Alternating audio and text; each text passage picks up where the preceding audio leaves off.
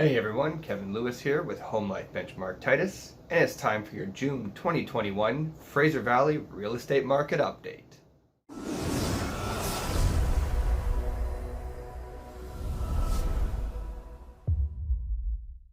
Like we do every month, we're going to take a look back at May 2021's record-breaking sales, making it the 9th month in a row where we had record-breaking sales for the given month in the Fraser Valley real estate market.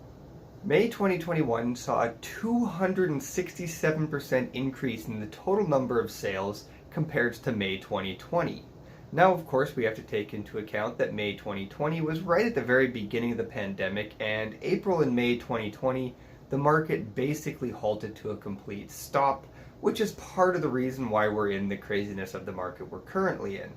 Now, also May 2021, we have to compare it, of course, to last month of April 2021, and May 2021 was down 2% in the total number of sales. However, we already established April was in itself a record-breaking month, as was May. So a 2% decrease is pretty negligible as far as I'm concerned for gauging the total activity that's happening in the market as of now.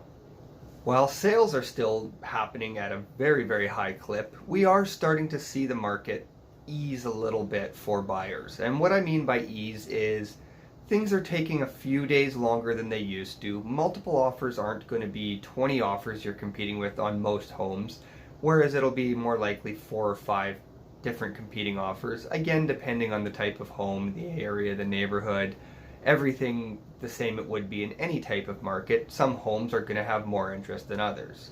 But what I've noticed, especially in my business, is buyers are getting a little bit more time to think things over.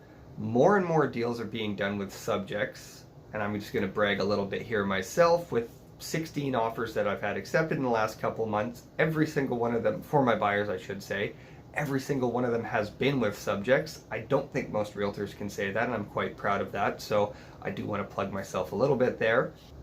But I am getting the feedback from other realtors that they're also getting more and more subject offers accepted on properties, as well as when I'm listing homes, I'm starting to see fewer subject-free offers come in, and oftentimes when we do see the subject-free offers, they tend to be a little bit of a lower price point than some of the offers with subjects, and at the end of the day, tying your property up for 5 days to get an extra $25,000 on the purchase price that a buyer is willing to pay for your home, in my opinion, in most cases, is probably worth it.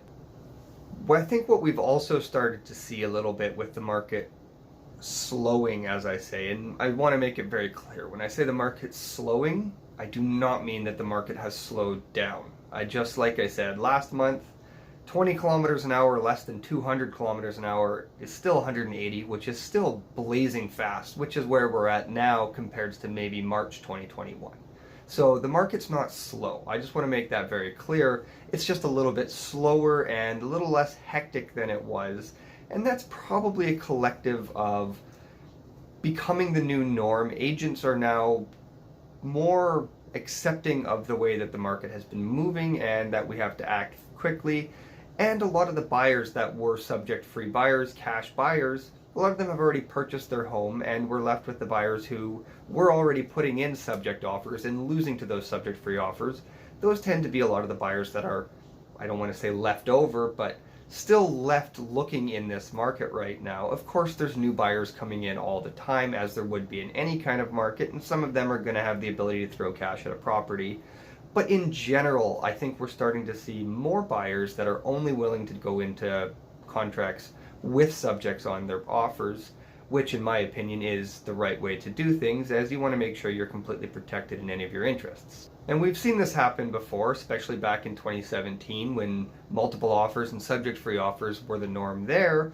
We saw that transition without any prices coming down and without activity really dropping, that just sort of went into where we are today, where we are seeing more and more offers with subjects on them, and we're getting them accepted and completed with the subjects on the offer.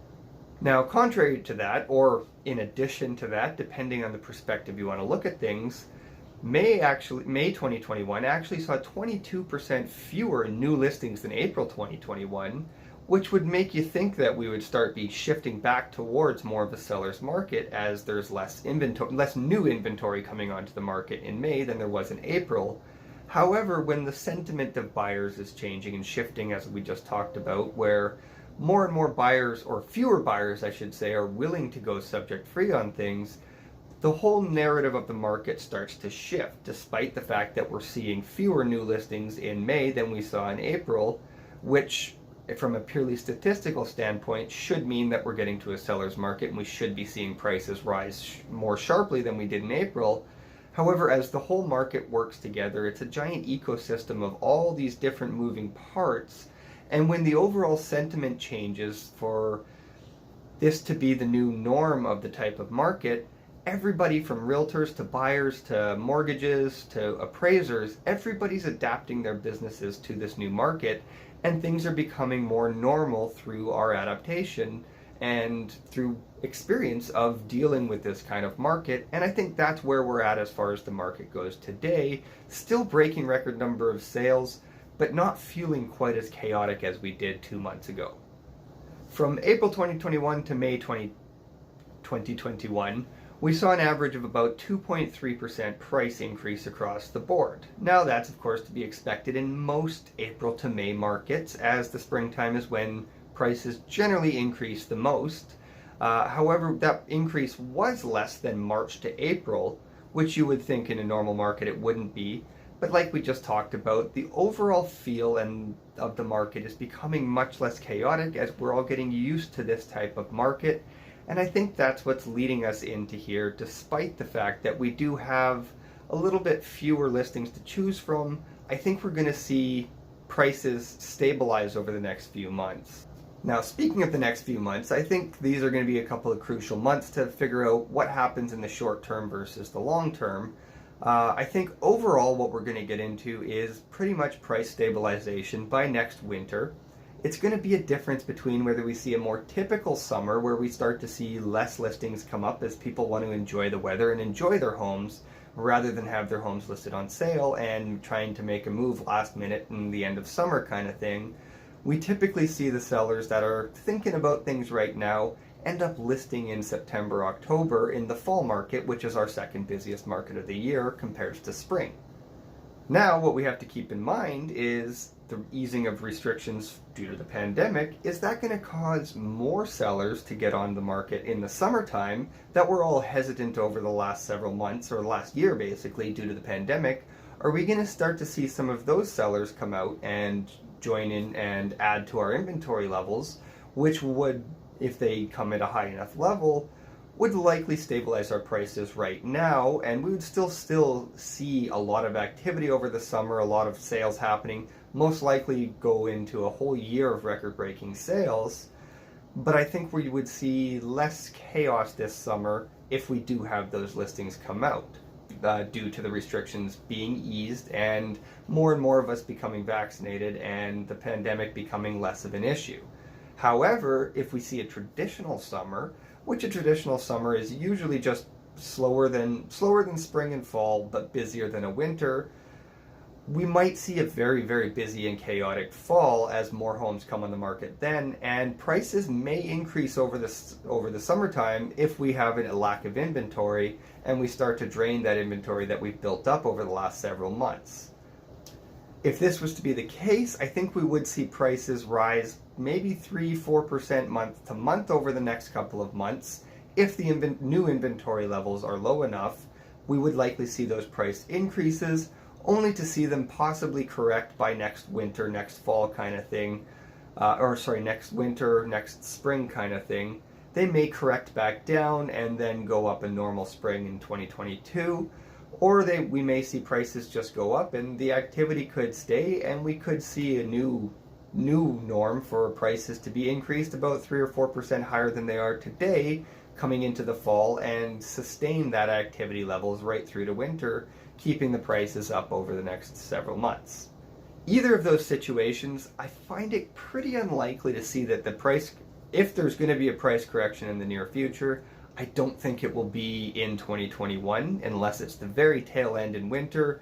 We're all vaccinated, life is back to normal, and we start to see a ton new listings come up in the end of fall and winter when we don't normally see a lot of listings. That may cause the market to slow down a little bit and really give buyers the chance to be outnumbered by sellers for a change, which we haven't seen really on a large scale since about 2014, 2015, where we've been in what's called a buyer's market. We've been in pretty much a very heavily seller's market for this whole last 5 years, 6 years, with a couple of months here and there of being what's considered a balanced market. If you are looking to make a move in the next couple of months and you're hoping to see prices come down, like I just sort of said, I wouldn't necessarily be holding my breath on that. If you're a first-time buyer and you're waiting for prices to come down, you might be left in the dark if prices do continue to go up. It's always better to go in when the prices are lower. I mean, the saying is, buy low, sell high. Now, of course, if it was as easy as it is to say to actually do, we'd all be millionaires. So it's impossible to predict truly what's going to happen in the coming months in the market. However, if you are a first-time buyer and you do have the funds available to buy now, I would think you're probably best to get in sooner than later, as what we've seen over the last several years has been prices keep going up and up and up. Yeah, they might dip down again in 2022, but what will they dip down to? Will it be lower than they are today? Will it be lower than they were 2 months ago? I wouldn't bet on that myself. I would think they would likely be where they are today or higher. So my advice as a first-time buyer would probably be to get in the market sooner than later if you're able to. If you're not able to and you've still got to save a little bit, I don't think you're going to be left too far behind in the market. I don't see any crazy price spikes coming in the next few months, but I do think it would be a better move to make a move happen sooner than later to gamble whether prices do come down or not, because even if they do, I do feel that they will likely go up a little bit before they would come back down, and probably come back to the price where we are today, if even that low. Now, if you're looking to sell your home and move into a new home, probably upgrading, same thing as first-time buyers' advice. You want to look at what the difference is between the gaps of where your home is now and the home you want to get into. If prices go up, typically the most desirable homes to upgrade to are the first homes that are going to go up in price, and everything else tends to follow. Now, what we've seen over the last several months, and this is going to be more specific advice for somebody looking to get into their first detached home from either a townhouse or a condo, what we're likely to see is some of these homes that went up in price and, for my opinion, were selling far too high based on the condition of the home. That was directly related to just a complete lack of inventory, where every home was selling for 1.1 million, 1.2 million. We are starting to see more of those homes that, for lack of a better term, or let's just call them fixer-upper type homes, that are definitely livable the way they are, but they definitely need some work to be brought up to be a more modern, comfortable home. Those were selling almost the same price as renovated homes with $300,000 worth of renovations. They were only selling about $50,000 less than those fully renovated homes. We are starting to see some of those homes drop down in price, correct I should say, back to where they should have been when the market was chaotic.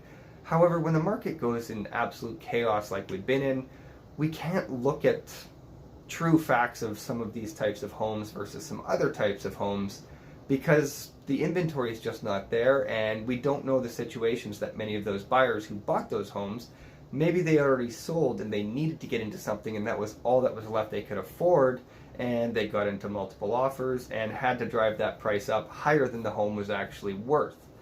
A lot of those situations seem to have been alleviated over the last several months, or last couple of months here through April and May, and we're starting to see those homes sell, instead of 1.3 million, they're back down to 1.15, 1.2 kind of thing.